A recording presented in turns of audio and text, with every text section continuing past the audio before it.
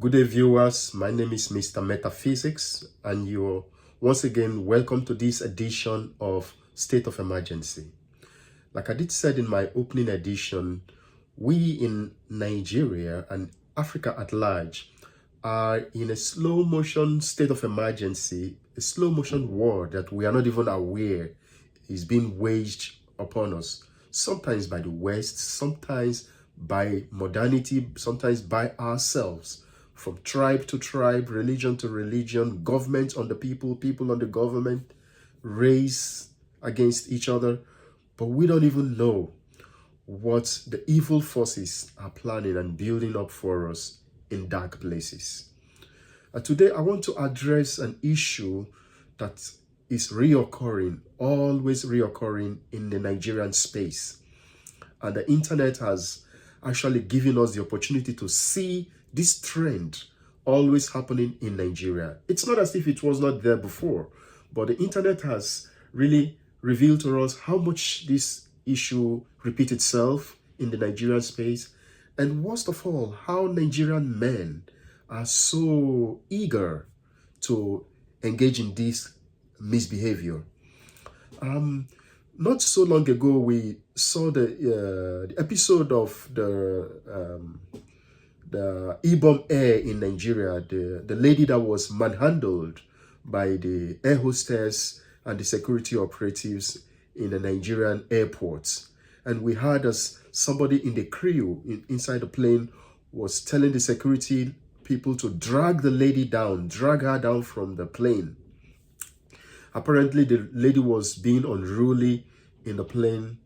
She refused to turn off her cell phone. She said she had put it on airplane mode and got into altercation with the air hostess that led to verbal words, verbal insults being exchanged, and then even assaults, which were recorded from two different versions of the story.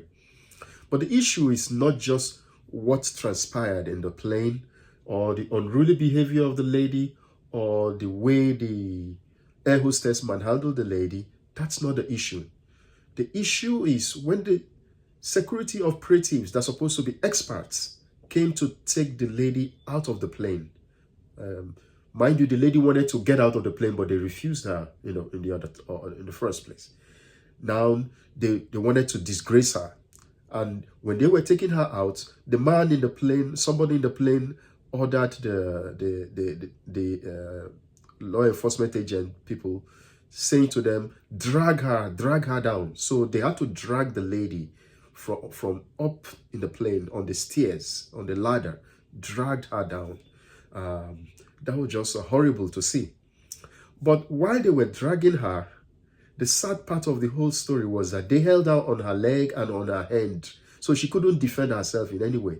So one of the air hostess with whom she had been having altercation while in the plane seized that opportunity to drag her, to get drag the lady on her shirt. While they were dragging her down, she dragged her shirt on the opposite side, thereby exposing her nakedness, her breasts, for the whole camera to see. And people thought that was funny. Somehow, people were making jest of that in the plane. So, within the same week, 1 week afterwards that this happened, we saw another situation similar to this. Not similar, but some quasi-military, paramilitary people, security people in Anambra State went to a compound to arrest somebody. And whatever happened, a lady came out, maybe asking them questions or challenging them, whatever the issue is. I really don't understand from the video I saw. But the point is that the security men, about 7 of them, or if not more than 7, descended on this one lady, a copper, descended on her, just beating her, hitting her, kicking her. And then the next thing, within microseconds, tore her clothes, all her clothes, her shirt and her skirt, and made her naked right there in the public. So this has been ongoing. Nigerian men has, or some Nigerian men, let me not say all Nigerian men, some Nigerian men have the pleasure of making a lady naked in the streets or on the outside in the public.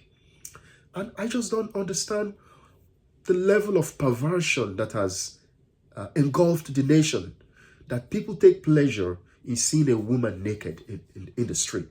The next thing, everybody brings out their camera to video. This shows how this society has degraded, especially Nigerian society has, degraded, is in the gutters right now. I don't know what to blame for this. Should we blame the government? Should we blame the military? Should we blame the church, the religious organizations, the churches? Or should we blame the poverty? Or should we blame the education system? Should we blame the culture?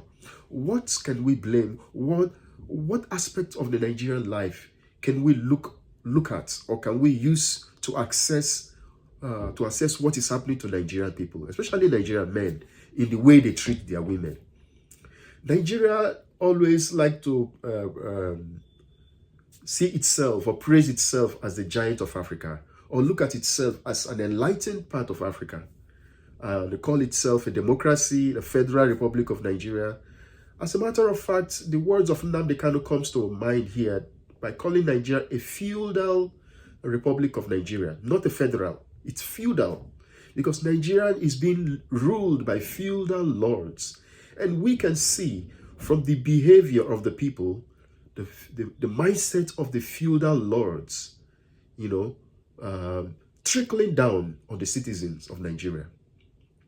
You do anything with a Nigerian or somebody in a place of authority, they will tell you, do you know who I am? Do you know how powerful I am? That's what Nigerian people like to brag and show that they are big, they are powerful. You listen to the songs of Flavor, the famous Nigerian. It's all about pumps and walks of life. It's all about pumps of dignity, power, who I am. In a Flavor song that reflects the society. Everybody wants to show how big they are. Big baller. That's the title of a Flavor song. Big baller. Do you know who I am? How big I am? Every Nigerian person is big. That's how feudal lords actually are. Feudal lords rule because they want to show that they are big. And that's why when you go to the north, you see feudal lords, the feudal rulers, the alhajis or something like that, rulers, leaders in the north. They have the poor people line up in front of their house, and then in the morning they come and give them all food. They give them food, they give them money. They actually sustain the life of a lot of people. But in order to give these people money, those people they give money, they give food to, must be loyal to the feudal lords. That's how feudalism works. This is what we get in the north. But as it is now, it's no longer just a northern thing. Last time I was in Lagos, I saw also people gathering in certain offices to collect money, to collect food or whatever. So we see it in the north, we see it in the west. And it's trickling down to the whole country of people depending on their masters for food and resources. So Nigeria is no longer a federal government, but a feudal government, a feudal republic. So it is in such a society that everybody want to claim that they are big. It is in such a society that people depend on using their power to inflict damages, to inflict suffering and pain on people. And that's what we see in the Nigerian police. The symbol of the Nigerian police is the elephant that tramples on the civilians, that tramples on the people it's supposed to serve. The same thing we see with the military, cut across Nigerian society. In Nigeria, when you travel on the road, you see various types of military checkpoints. You see the army, the navy, the air force, the custom, the immigration, the police. Everybody's on the streets, on the roads of Nigeria to collect money, to show you how big they are. You drive through traffic in Nigeria, especially in Abuja. Every military personnel have their uniform in the car as an ID to show you who they are as they drive through traffic. In fact, when there is a traffic jam, these are the men that will break the rules, create another road to pass through the traffic jam, using their uniform to tell you, this is who I am. Do you know who I am? I am a big and important person, so I have the right to break the rule.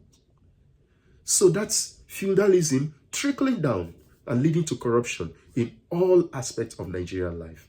And that is from the angle I am seeing and explaining this trend in Nigeria of people always wanting to show their power, especially the way they treat the women. So the people, they want to show the woman who has broken the law that they have power to do anything to her. And that's why at any little misdeed by a lady, the first thing Nigerian people will do after beating the person, they tear the person's clothing. They tear the clothing, make the person naked. They humiliate the person, most especially ladies. And then everybody is out with their camera to get the video and upload it. The point I'm trying to make here is, with this activity, we make our society unlivable. It's so sad what those people at Ibom Air did, because with that kind of display of their customer service, you make Nigeria unsuitable for tourism and culture. You have shown the people, you have shown the whole world your culture. The culture of beating women, men beating women and making them naked in the air, in the airplane. So just imagine African American people who are so proud to be black, proud to find out from 23andMe that they are Nigerians, and those African Americans coming back home to Nigeria and they see this video of how you treat women in Nigeria. Do you think they will be enthusiastic to fly with Ibom Air or any air in Nigeria at all, knowing that this is the way we treat the women in Nigeria? Or think about that copper lady that was manhandled by about 7 men or so, everybody beating her down. Think about Africans in the diaspora who wants to come to Nigeria for a visit, for tourism, for something like that. How enthusiastic do you think they will be in coming to Nigeria, knowing that this is the way law enforcement treats women in Nigeria, treats anybody, treats men in Nigeria? I've been reflecting on this, and I think this is just a horrible trend that is happening, because you see it all over the internet. People are so happy to post nudity, to post women who are naked on the internet. People are so happy to video it and then post it. I don't know what money it adds to their bank account. I don't know how it increases the blood that flows on their vein. I don't know. But these kind of things, it just looks so ugly to me. And I think it's polluting and destroying our society. And I think we should look into that. We should really talk about this as a society. Like, why have we become like this? Why are we like this in Nigeria? What has led to us behaving like this in Nigeria? What has led to these kind of activities in Nigeria? Because this is very ugly. It's not good at all. And it's high time we stop being violent on women to the extent of making them naked and then taking pleasure in that. It is very bad. There is no way to justify. It is not a normal way to punish anybody. And I just wonder, if we just look at the Western world, how many times have you seen white people beating women and tearing their clothes, making them naked in the airports, abroad, in the United States, United Kingdom, in India? What part of the world have you ever seen the law enforcement treat women like that? But why is it always in Nigeria, in Africa? And all the time we claim that the government is not treating us well, the military people are not treating us well, but whenever we have little power of any little law enforcement power that is given to us as civilians, we are very happy to abuse that power at the very first instance. that we're given that power. So my dear sisters and brothers in Christ, or people of Nigeria, people of Africa, I just want us to examine our hearts, to check ourselves, check our conscience, and ask ourselves, why? Why do we do these kind of things? Why do we like to be so violent on each other and so quick to disgrace one another? Is it out of jealousy? Is it out of envy? Because when we make somebody naked, when we drag somebody on the ground, when we humiliate somebody, it does not show, it does not tell about the character of the person we have just done that evil thing to. It tells much more about we ourselves. You who said drag her on the ground, that pain of dragging somebody on the ground will remain with you. Because that's how maybe down the lane, your daughter, your mother, your sister might be dragged somewhere, somehow, by some other people. You think you are doing it to somebody else, but you're actually doing it to yourself.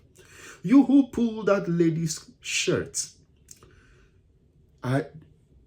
don't you have private parts also? It shows the envy you have for that girl. It shows the anger you have for that lady that you pulled her shirt. It's telling more about you than the girl. Even though you were acting for the camera and all the Hollywood and Nollywood acting have been seen, we know you are pretending. So once the camera moves away from you, you pull that the lady's clothes. We saw you, the hostess who pulled that lady's clothes. You were pretending to be professional, but immediately the camera was away, you showed your real color. So that means you guys have been pretending all along, in setting that lady up. So let us examine ourselves so that this kind of activities that we as Nigerians do might just stop. Because people cannot say all the bad things about us, and yet we prove it to them that yes, for real, we are really as bad as people said we are. We are not. Nigeria shall rise again.